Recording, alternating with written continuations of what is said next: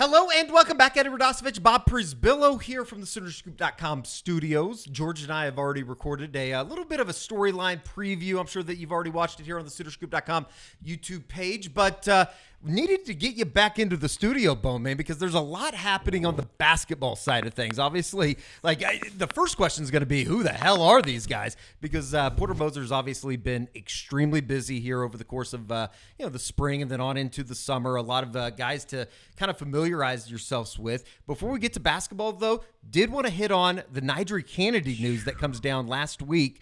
And, I mean, you had to look at it a couple times just to make sure that it was the right thing. Yeah. Headed to Texas Tech. Because, I mean, you'd heard Texas Tech for the last couple of weeks. You're like, no. Okay. No way. All right. Sure. Tech's involved. Cool. Whatever. It's going to be Stanford or it's going to be Florida or OU. Like, it's going to be a real powerhouse team. And then you just start, as the days got, longer and longer and we got deeper into the calendar, and it's like, wait a minute. Tech might win this. And then when Nigel announced last Wednesday, it's like, wow, give credit to them. Obviously, they've got a new coach and they've got this commitment to trying to make their program as best as possible. I mean, a lot of expectation. The weight of the program will be on their shoulders the next 2 seasons, but if anyone can handle it, you would think it would be Nigel. And it seemed like Oklahoma had already made their move, obviously. Speaking of Louisiana, they go down and get Sam Landry coming up to kind of round out what is a very good, on the surface, recruiting class that Oklahoma, or not recruiting class, but transfer portal class that Oklahoma brought in. Yeah, and going back to that, I never saw when they got Sam Landry, it was their way of saying, we don't want Kennedy. Sure. I just thought they had to make a move. Sure. OU and Tennessee were the 2 teams that said, all right, if we don't get Nigel, we need to be ready for whatever else is out there. And Sam Landry was the best pitcher, not named Nigel, out in the portal at that time.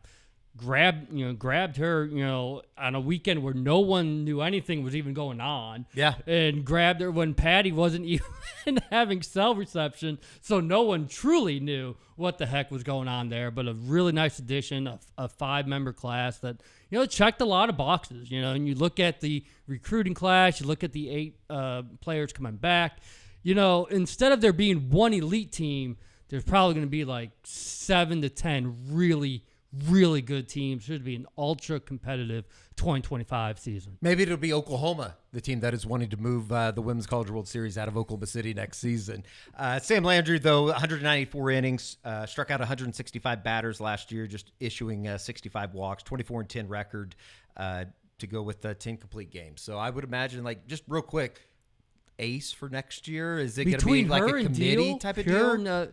Kirsten Deal, I can see them going back and forth, and then Isabella Smith is someone who will factor in. I think she'll be like the Carly Keeney of this next year. Makes sense. Coming up. I hate to just equate it like that, but when you start looking at their resume and what they've been able to do, you start, okay, that person will come in here. How much does Peyton Monticelli grow up after her big moment against Texas in the championship series? We'll see what the recruiting class looks like. But, yeah, maybe not a dominant single pitcher like a Jordy Ball or Kelly Maxwell, but an overall staff that you still feel very good about. Going for a 5-peat next year, which is just insane. I know they put out the the social media graphic today, and it's still I think Kenzie Hansen was one of those is this real life or something? And it was yeah, you guys were pretty damn good. Way to cap that with a championship. But obviously a lot going on in basketball. Porter Which Moser's is strange. Been it's July. Extremely busy, and all of a sudden you look up, and they've added to the 2024 class. Jeremiah Fears reclassifies. Just in terms of, I feel like this was kind of not underreported. You obviously wrote something about it. We talked about it. But maybe just the general public didn't get a good idea of just how big this was for Porter Moser in the program.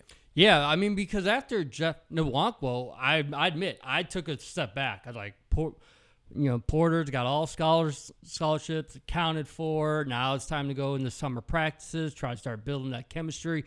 And then all of a sudden you start hearing about Fears, who was committed to the Illini, and now you're hearing... This one cut deep on you, I know. It did. My Illini lost a big one here. But he was for the 2025 class. And all of a sudden you get to July and you hear, if he reclassifies to 2024 like he wants to do, he won't go Champaign. He's not going to be part of that team. Sure. I mean, it seems strange, but everyone thought, okay, that's how it's going to go down. it's exactly what happened. OU becomes the first team that reaches out, but so, okay, so, all these other schools are going to start coming in too, and they did. The Kentuckys and Arizona States and, all these teams started coming in, but as the weeks went by, they left the picture just as quickly as they entered, and Porter Moser's known this family for years and years, even going back to recruiting Fears' father, even though he plays at Arizona, sure, but he's from Joliet, Illinois. I was like, maybe that's got something to do with it, that familiar connection, and that definitely did, because July, much like football for basketball, it's like a dead period. You couldn't make these visits, so everything was done via Zoom or via previously established connections. And so what Moser had built with that family put him in a really nice spot, and then you knew he wanted to go to Peach Jam. Fears was sensational there, going averaging 22 points, 5 boards, 5 assists, having a couple of breakout games, and really living up to his ranking, showing you why everyone was so after him, even if he was reclassifying.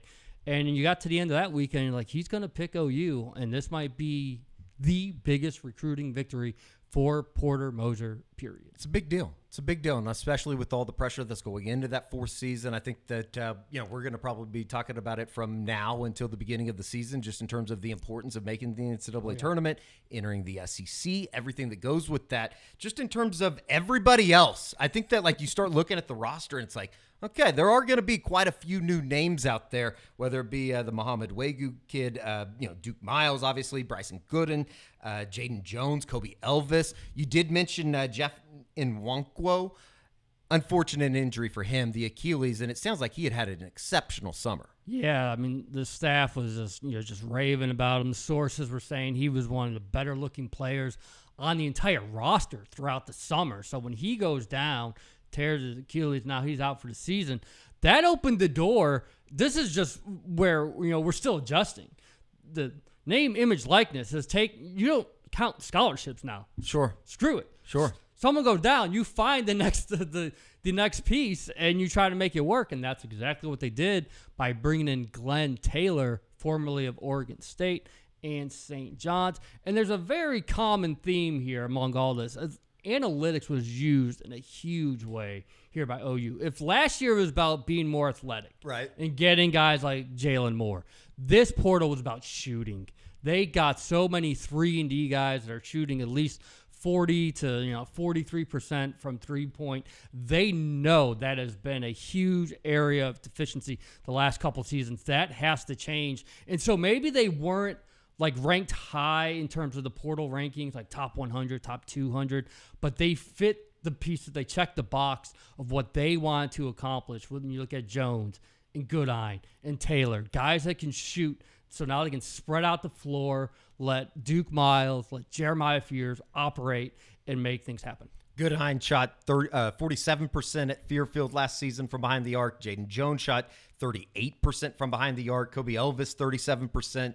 It does match up with what they want to be able to do, and it's going to be rather interesting to see how they are, I guess, acclimated in a way. The newcomers far outweigh the returning players from this past season. Yeah, there's no doubt about that. And now you talk Fears. You just went June and July. Sure. With everyone believing, myself included, that it was going to be Kobe Elvis and Duke Miles sort of running the show, going back and forth. Sure. Now, where does Fears fit in? How quickly does he get acclimated to everything? How quickly does he, I don't want to say surpass them, but how's this rotation going to look as we go into the fall and then going into the season? But there's a lot of pieces there where you feel like if they play up to their level, this team should be pretty dang good. But that's always the big question mark. If someone looks good in November, December, they can't wilt when January and February come around. So we'll see how these transfers are able to adapt and adjust to what SEC life is going to be like. There's obviously going to be a lot of talk about, the backcourt and what they are able to do. Did they do enough, in your opinion, as we kind of get away from summer? And that's going to kind of be the big thing for me going into the SEC. You think about all the big men over there. Did they do enough in the front court with Muhammad Wegu obviously joining, maybe Luke Norweather's going to play a little bit more 4-5. Is he going to be, backing up, or is he going to be starting in front of Sam Godwin? I just don't know yet on the front court. And we're not going to know. Sure. And you're not wrong to have the doubts and skepticism. Wudgie, who's coming off a foot fracture of his own. Right. Here now coming into Norman. So you hope that he's 100%. And we know they were trying to land the big fish. We know Brandon Garrison was, they wanted him to be the crown jewel of the portal class. It did not happen. And I almost think, in a way, that fired up the OU administration, because that all of a sudden led to them getting a Duke Miles and led to them getting Fears. Now, they weren't able to get that monster pickup in the front court, but they've got this belief that there's a level that Mo can hit that he wasn't able to at Bama, but now he'll get the chance to do so in Norman, and we'll see what he can really do. It's going to be fascinating to see how all that comes together. Last but not least, from the basketball world, over at the Lloyd Noble Center, Bryce Dobb did leave the program, the strength and conditioning coach. They go with Ty Terrell to take over those duties. I would imagine that he's picked up where Dobb left off here during the summer, and as crucial as this time is for those guys as far as strength and development, because it feels like it's like one of those football things. It's like all of a sudden we're now a day away from Oklahoma starting practice on the football field. It kind of sneaks up on you. All of a sudden, we're going to be in the middle of, I guess, September, October, and then basketball season is going to be right around the corner. Yeah, with Terrell, someone, the NBA background with the Wizards, and, Dobb was one of the few remaining pieces, holdover from the Lon Kruger era, and it kind of caught me by surprise. Yeah. Dobb was someone who didn't talk much, so it's not like we got a real good feel of who he was. We know what he did for the last 9 years, and know the tremendous job he had done with these Sooners. Now you bring Terrell, who has a background with Paul Jesperson, one of the assistants for OU. You see what he brings to the table, and again, if you look at this roster, and based on the analytics and what they thought they needed to accomplish, it checked the boxes. But we thought that last year, too. Yeah, sure. If Javion McCollum was in January and February what he was in November, December, we would have talked about the season a lot differently. No doubt. That seems to be the thing. It's not just about, what we think they can do. It's about how mentally and physically tough they end up being going down the road. And that's where I hate to put it all on Duke Miles, but that's the one I circle. If he can be tougher than what Grant Sherfield and Javion have been the last couple of years, this team can make a real run. You just got to be a little tough. I don't know how much toughness some of those guys displayed last season. I don't know. Maybe that's unfair. It did take a unprecedented championship weekend, right, to knock Oklahoma out of the NCAA tournament. We don't have to rehash that. I know that's kind of pouring salt in some old wounds, but it is a big year. And I think that, when you look at the roster, like you said, it fits. It looks like it fits. We'll just see how all that kind of stacks up in the new SEC, where, I think that there is as much unknown as there is in the football world of things. Really don't know what you're kind of getting into in the basketball world, where the SEC's been pretty damn good here over the last couple seasons. Where it's Alabama coming off a Final Four. Sure. And then John Calipari, Mark Pope, everything that happened Still there. going to be weird seeing Calipari over at Arkansas. I still can't believe that. So it's going to be a crazy season. And, what we look for is this is Jalen Moore's team. Sure. How much better can he become? Yeah. We know that was the whole point of testing the NBA draft waters. And we looking back out, it wasn't, he intended to enter the draft. He wanted to know what he needed to become better at. How much is it with his outside shooting? How much does he take command as a vocal presence of the locker room? We see OU's used him repeatedly. Everything on social media or when you're talking about this year's team has Jalen Moore's face plastered on it. Sure. How does he accept that role, and how does he become the leader that the Sooners need? We will be there over at the Lloyd Noble Center for all of it to begin. But first, we'll get into a lot more football stuff here on the SoonerScoop.com YouTube page. Bob, we appreciate it. It's going to be rather, interesting, kind of scary, knowing what could be if this thing doesn't go as planned. Who knows? We'll see. I don't know about putting anybody on a hot seat right now, but I know they need to make the NCAA tournament next season. Porter's been so close to it the first three years. No one wants to hear the word close when we get to March. It's been cruel. God, I still can't believe they didn't make it last year. All right, for Bob Przybylo, I'm Eddie Radosevich. We'll see you right back here for another Hoops Report, probably before too long, maybe right around the quarter before they begin practice. Would that be October sometime? I don't know. We'll see. All right, we'll talk to you then.